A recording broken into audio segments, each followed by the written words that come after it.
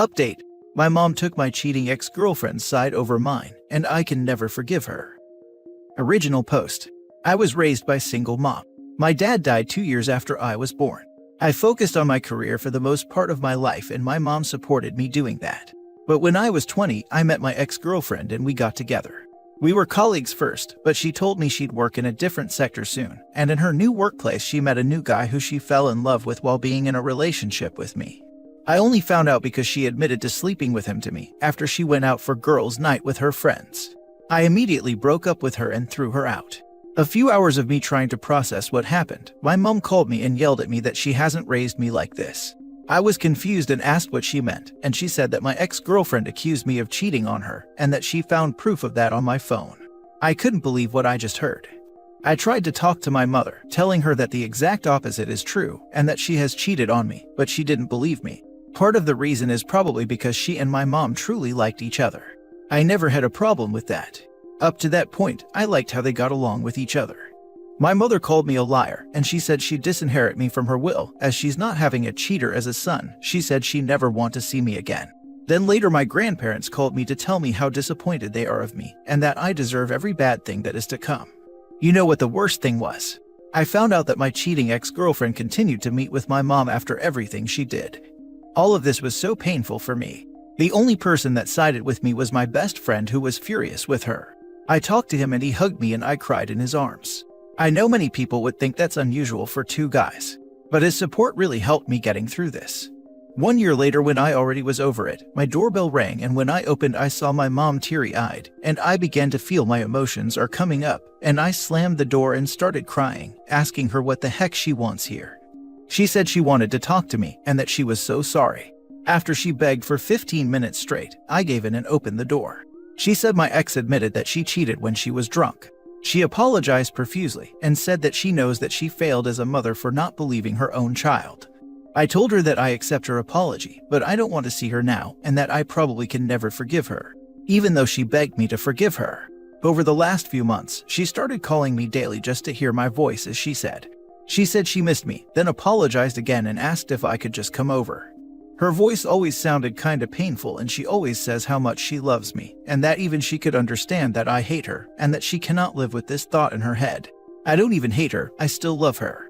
She is still my mom, but the trust is broken. I can never trust her again, because what if I got into a relationship again? Who says that she wouldn't just believe their word over mine again? I appreciate her efforts, but I just cannot forgive her or even see her now. And I hope she understands that I need time. Now for the top advice before reading the update. Make her tell your grandparents the truth. The fact that she ruined your reputation and your family is disgusting. I know what having a mother like that is like, and believe me, no contact is better than the potential risk of stress and chaos that they can bring to your life again. And they always will. That's the first thing that I would ensure, and secondly, that she can't ever meet or ask about relationships, seeing as how she'd betray me. And thirdly, I'd tell her that I will reach out when I want to, and to stop harassing. Just to piggyback on that, ask your mother to publicly apologize. Put a Facebook post and stand in the town square with a sandwich board. Then never talk to her again. I cannot imagine how incredibly awful this must have been for you. Your mother made this all about her and not about you. She selfishly dumped you and then selfishly calls you repeatedly because it's what she needs. There is nothing my daughter could do to make her turn my back on her. I would either be no contact or very low contact and have her tell the truth to everyone. Make her get heartfelt apologies from the ex, grandparents, and any former friends. You tell her how she can gain your trust back, if ever. Also, tell her what your boundaries are if you keep her in your life. This, especially with the grandparents. Not that it really will matter due to the past, but just to clear his name. Freaking disgusting they chose his ex over him. Your mother is the worst. She even told your grandparents your ex's side of the story and continued to keep seeing her.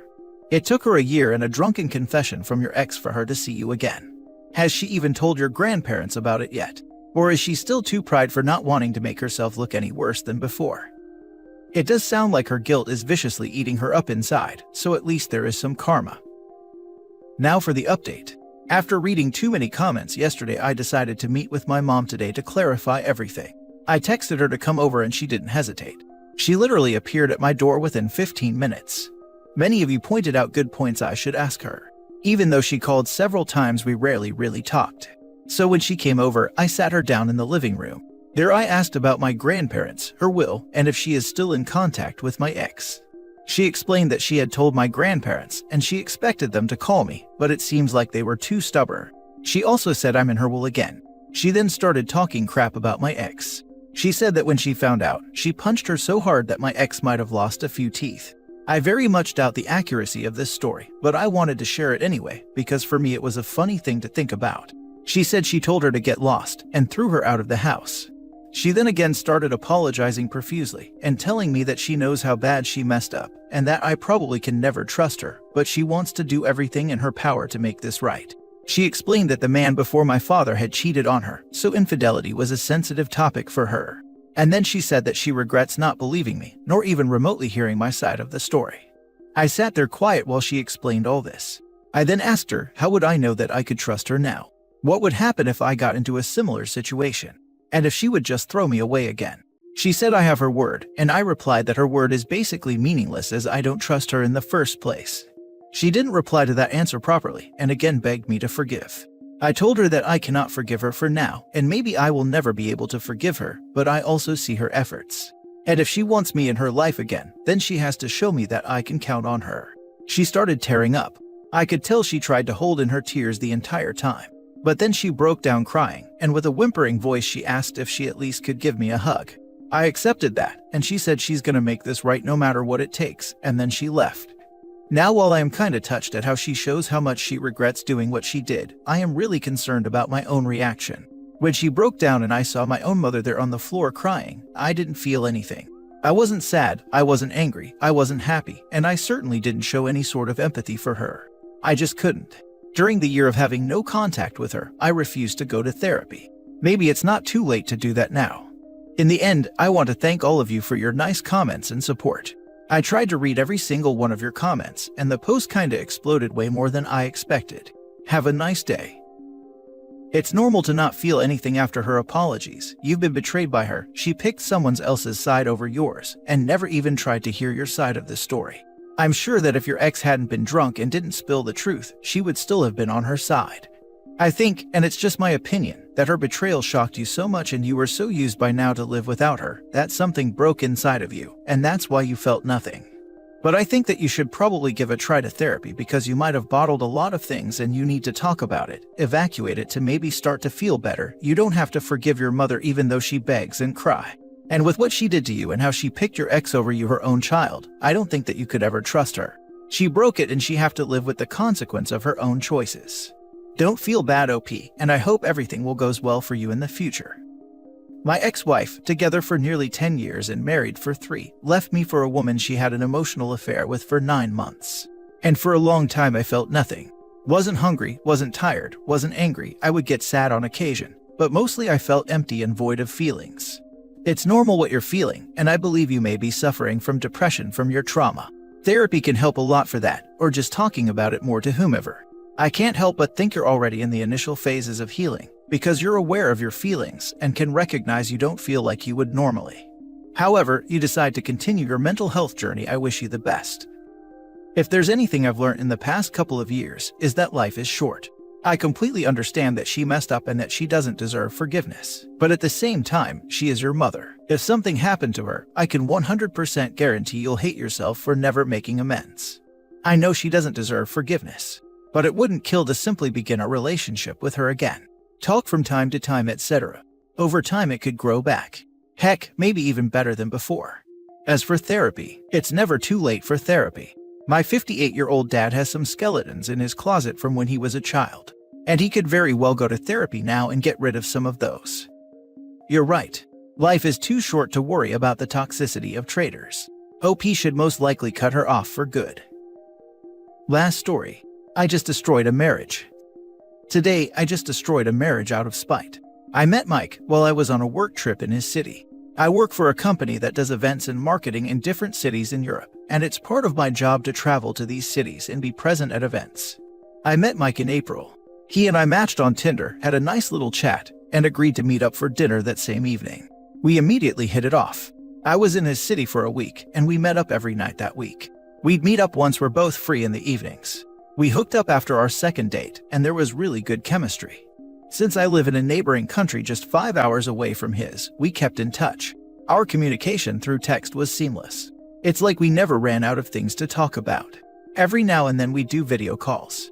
He keeps me constantly updated with his life and would send me photos and videos of what he's doing at work, during his football games, when going out with friends, etc. I even asked my manager if she can assign all events in his city to me, and she approved. Didn't question me as long as I did my job well. So for 6 months, we were able to maintain a long-distance relationship, with me traveling to his city for work once or twice a month. We'd go on dates, and I usually just let him sleep over at my hotel, since his apartment is 30 minutes away from the city center. He visited me a few times in my city on weekends since it was accessible by train. Now let me preface this next part by saying that Mike is not big into social media. We followed each other on Instagram, but there are no posts on his feed. I don't use Facebook a lot, so I don't see the point of adding him there. Mike is a pretty private person. I know a lot about his hobbies, what he does for fun, and some background on his family, but I didn't know a lot about his past relationships. I open up to him about mine, but I never obligated him to tell me his. One time, I got curious and did a little snooping on Facebook. When I searched for his name, I saw a woman with the same last name tagging him in a life event saying they got engaged. I did more snooping this time on Instagram, and that's when I found out. Mike is married. I found the woman's Instagram account, and it was filled with photos of them. He was never tagged in any of the photos, so it didn't show on his profile. The last photo she posted of them was 2 months before I met Mike on Tinder. I confronted him. He denied it at first, until I showed him screenshots of what I discovered, and that's when he told me everything. That he is married but having problems for months now. That he still lives in their apartment, but he sleeps on the couch or at his parents' place. That he's been trying to fix things with her for a few weeks now, while in a relationship with me. I got angry. I told him that he should have ended it with me the minute he decided he was gonna fix their marriage. I called him a coward and a liar. He apologized. I told him that I will tell his wife everything. He begged me not to. He begged me for an hour on the phone, and I just listened to him making pathetic excuses. He said that if I tell his wife, she would get hurt, and then it would not be possible to fix their marriage anymore. I told him that I didn't care and that he doesn't deserve my sympathy. So, I told her via Instagram. I sent her screenshots of him denying that he's married. I sent her screenshots of sweet messages, heart emojis, and dirty photos that he sent me. I sent her screenshots of him saying he loves me and how much he misses me. She saw all the messages, left me on read, and then deactivated her account. He then called me saying that she is crying and angry, and threatening to leave him. I told him he deserved it. I didn't mean to hurt her really, but it was the only way for me to hurt him. I wanted him to be in so much pain, and I felt bad that she had to be hurt in the process. Because I could call him every ugly name in the book, but nothing would hurt him as much as her leaving him. I just destroyed their marriage, and I don't regret it. Edit to add, he didn't want to break it off with me. He said that he wanted to keep in touch. What for, I don't know. I didn't ask. But I told him I was having none of it and that it was pointless. Shaking my head. Edit, since I saw comments saying I should have looked him up more. Here's why I didn't doubt him or bothered digging for more information about him. He was pretty consistent. We text every day and call or video call a few times a week. He always sends me updates on what he's up to during the day. He'd send gifts, flowers, chocolates, the usual. Every once in a while. Whenever I'm in his city for work, he'd always stay the night with me, and each of my trips would normally last for 4 to 5 days. Which I think is pretty hard to pull off if you're married, because how will you explain to your wife not going home for a few nights in a row? We also don't just stay in my hotel room, we go out on dates. I don't think married people are okay with being seen out on a date in his city with someone else. So there. They don't have any children. Mike said he didn't want kids, I also don't want kids. I think this is important to talk about even in the early stages of dating in case things get serious. We're all in our early 30s in case y'all are wondering. To those saying that the only reason I was angry was because he was trying to fix things with her. Here are my thoughts. When I first found out, I saw a few possibilities. Either he was cheating on his wife from the start, or they did have a problematic marriage and were broken up, but not divorced yet. The wife is not from Europe, so if they get a divorce, she wouldn't be able to keep her residency. So if it honestly was the latter, then yes, maybe things could still work out between us. Because people going through a divorce are allowed to date as long as the other person knows. He said that they did broke things off, but are still living together, which is why he managed to sleep over for consecutive nights whenever I was visiting. And that it was a few weeks ago when he decided he wanted to fix things with her. Of course, I was mad that he strung me along longer instead of just giving me an out. Now for the top comments. You didn't destroy his marriage. Mike did it himself. When I read they met on Tinder, nothing is on her anymore. He destroyed his marriage. Please do not entertain him at all if he comes crawling to you after his wife leaves. If she leaves. I already blocked him and unmatched on Tinder. Just be prepared that their marriage is not destroyed. They'll probably stay together regardless. You just keep to yourself and live your life. That's what happened when I exposed my ex and the married father she was having an affair with to his wife. No regrets about telling her, and I was really disappointed in my ex. As far as I know, the dirtbag and the wife are still together, but at least she knows. Whatever the aftermath, it's none of my business as I know neither of them. I think it's very normal actually for people to not break up, mostly in a marriage and mostly with kids. For the simple reason that it's way more convenient and logical to stay with your partner, mostly if you have kids, and just open the relationship and make it an open marriage. Even Adam Levine's wife was okay with the cheating, but she was annoyed that it went public. I'd say many relationships don't have divorces. If it was me, I'd probably do the same. If I didn't have enough money, I'd stay with my husband. I wouldn't sleep with him, and I'd just go and sleep around, or even find me another serious relationship with a man. If I had enough money to pay for a whole house all by myself, maintain my kids and everything, then I'd probably get divorced.